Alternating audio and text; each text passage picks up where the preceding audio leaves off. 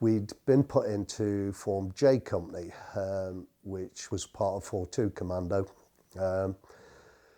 We'd landed onto the beach, and really and truly, apart from watching the planes going over trying to bomb the ships and that, we sort of made our way inland. My first recollection is digging in on the side of San Carlos Bay, like, you know, quite a few air attacks. And I do remember one plane getting brought down with a ground fire, bear in mind there were probably about 500 blokes all shooting at the thing. We'd spent some time in different locations, and on one particular night there was a call came through. We were told that the Paras had had an incident at some place called Goose Green, and we were to go there and support them at Goose Green. I think we were flown to the outskirts of Goose Green, but they didn't let us take our kit with us. We couldn't take our Bergens and that. It was literally just get on, because I think they anticipated that we'd be going straight into some kind of firefight there.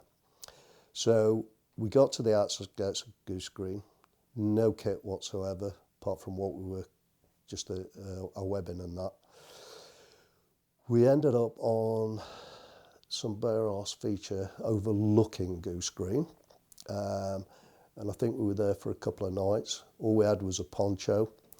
Remember, there was 3 of us got underneath the poncho. It was absolutely freezing cold. We didn't have any sleeping bags with us. We'd got little Examine cooker.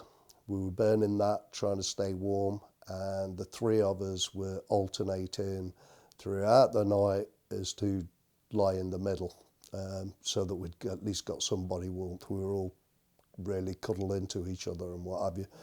Didn't seem to make a great deal of difference, but we did keep alternating through the night, so as we took turns in being in the middle. So anyway, that wasn't particularly a good time. A couple of days up there. I seem to remember it being 2 nights we spent in that situation. Goose Green is like a great big bowl, all the surrounding area going down to the actual village at the bottom, and the fact that it had had a frontal assault on it was not probably a great tactical move. We did sit there, and they said they'd decide what they would actually do is give a firepower demo to the Argentinians in Goose Green. I'm probably getting a little bit ahead of myself, but so what they did is we'd got the whole of Goose Green was cut off. So the Argentinians, I believe there was about 900 of them in Goose Green. They was isolated down there, and so the ships and the aircraft put in a big firepower demo just into the bay of Goose Green. A lot of fire going on, and it was quite impressive, really.